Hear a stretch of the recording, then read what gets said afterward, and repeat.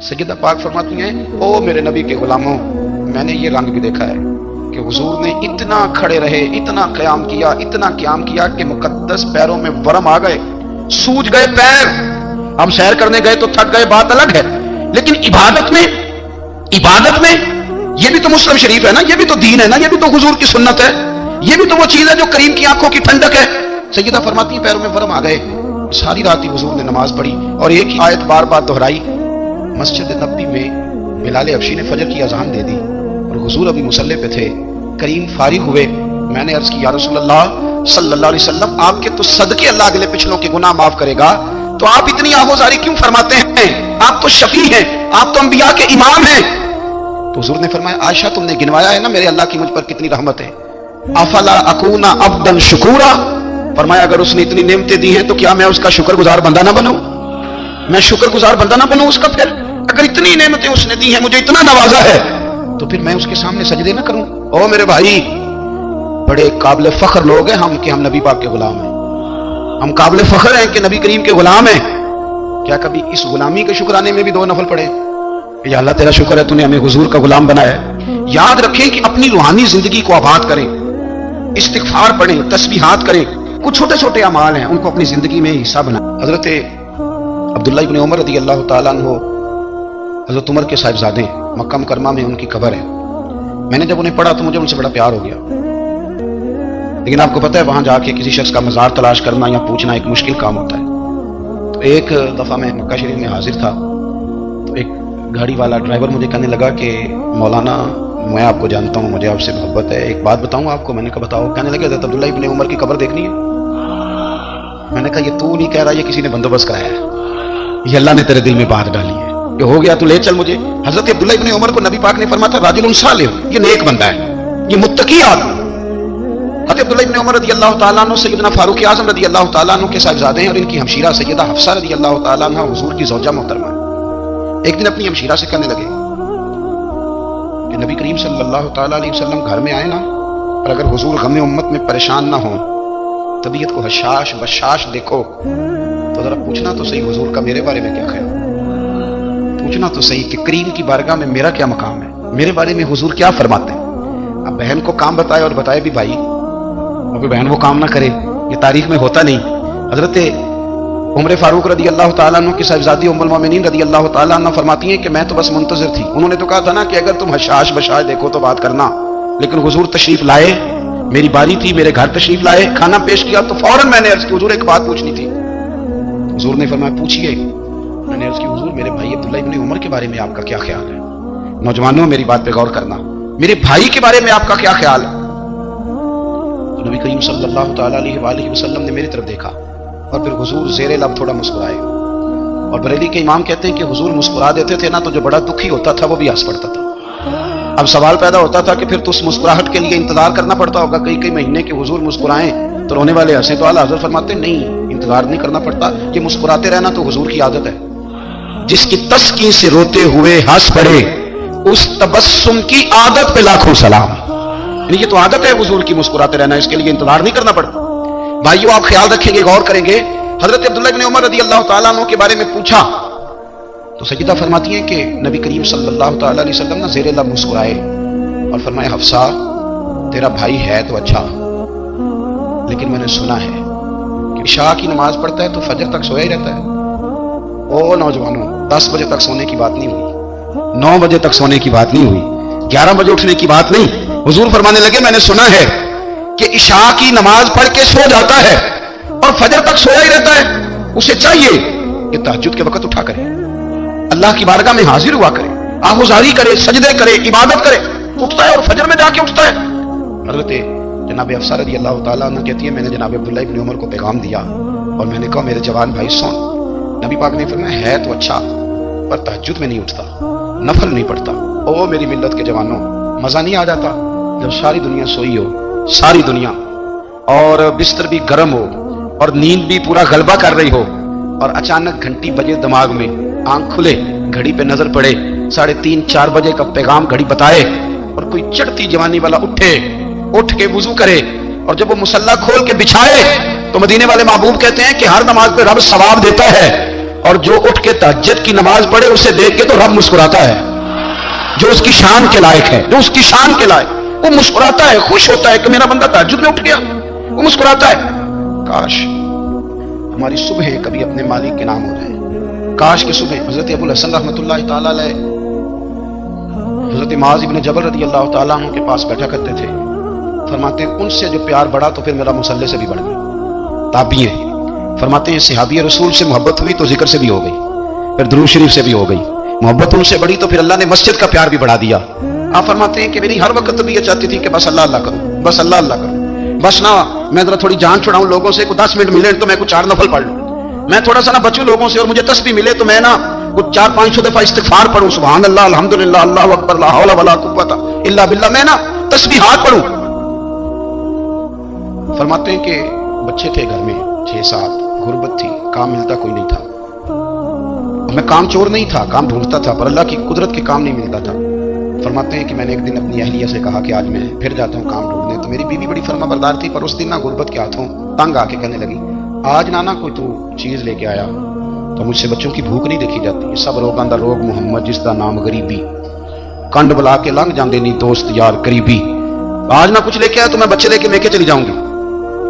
شیخ فرماتے ہیں کہ میں بڑا پریشان گھر سے نکلا، پر میں نے صبح سے لے کے زور تک کام ڈھونڈا، کام ملا کوئی نہیں، تو میرے دل میں خیال آیا چلو کام نہیں ملتا تو اللہ اللہ تو کرے گا، چلو بندوں کی مزدوری نہیں ملتی تو رب کریم کی عبادت ہی کرتے ہیں۔ فرماتے ہیں کہ میں نے نا فرات کے پانی سے وضو کیا، نہر کے، شدید دھوپ تھی، ساتھ ریت تھی اور ریت تپ رہی تھی، میں نے اپنا رومال وہیں مصلی کے طور پر بچھا لیا، اور فرماتے ہیں کہ زور سے لے کر عصر تک نماز پڑھی، دھوپ بھی پورے زور پہ، پر میرے سجدے کا ذوق بھی پورے زور پہ۔ فرماتے ہیں سورج بھی چمک رہا ہے اور رب کی عبادت کا ذوق بھی پورے زور پہ، میں سجدہ کروں تو پھر میرا اٹھانے کو جی نہ چاہے۔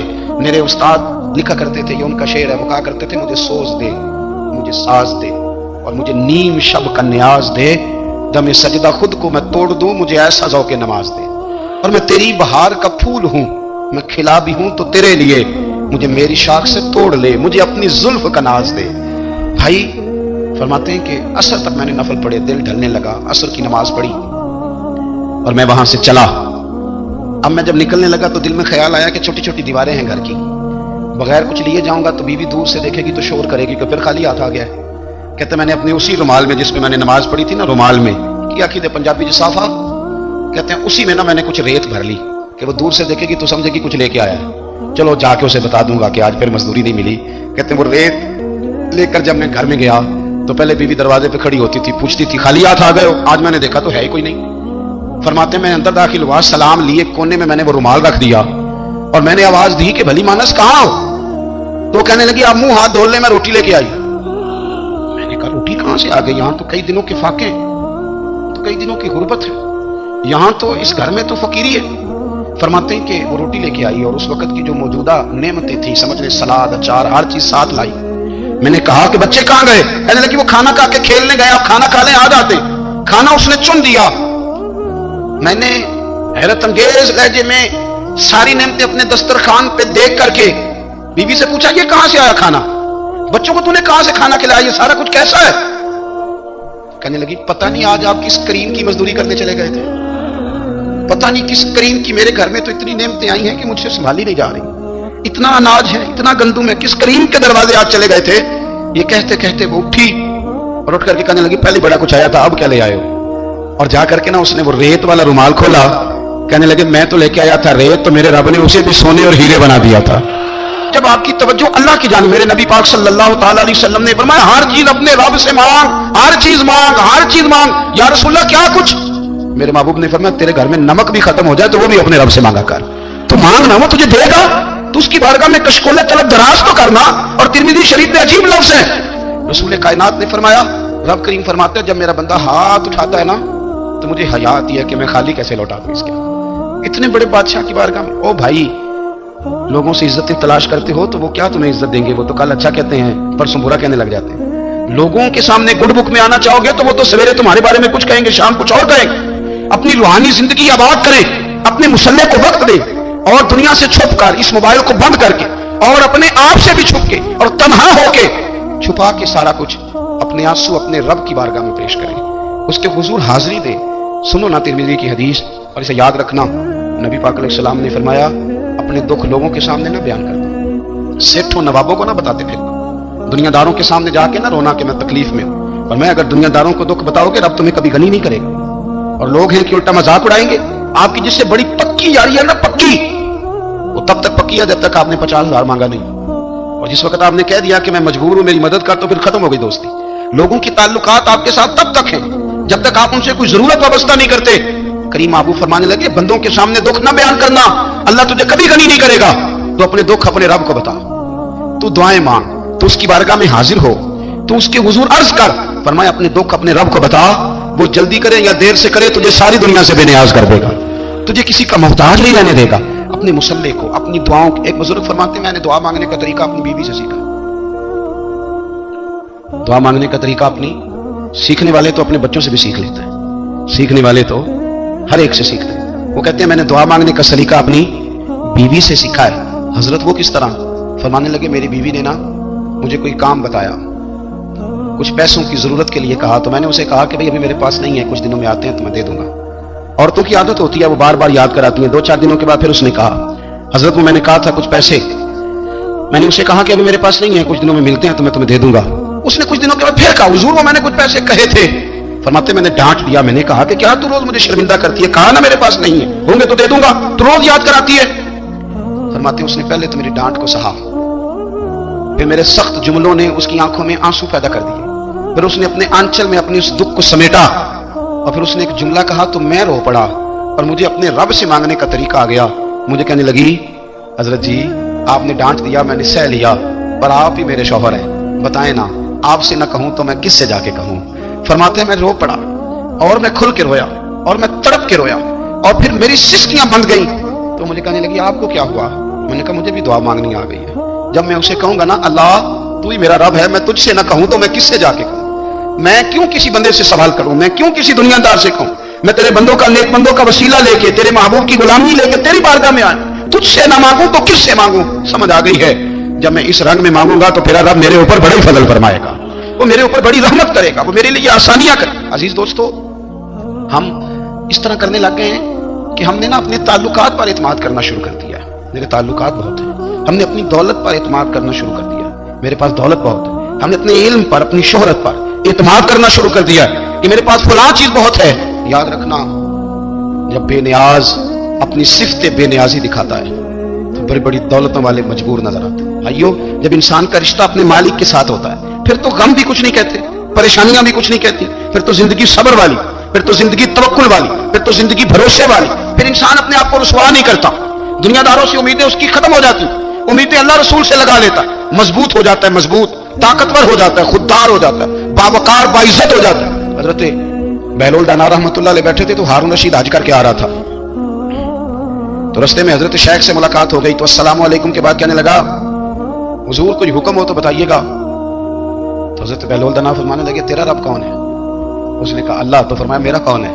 कहा, अल्लाह। फरमाने लगे, तो बड़ा बेवकूफ है, क्या तू ये समझता है कि रब हारून रशीद को तो देगा और बहलोल दाना को भूल जाएगा?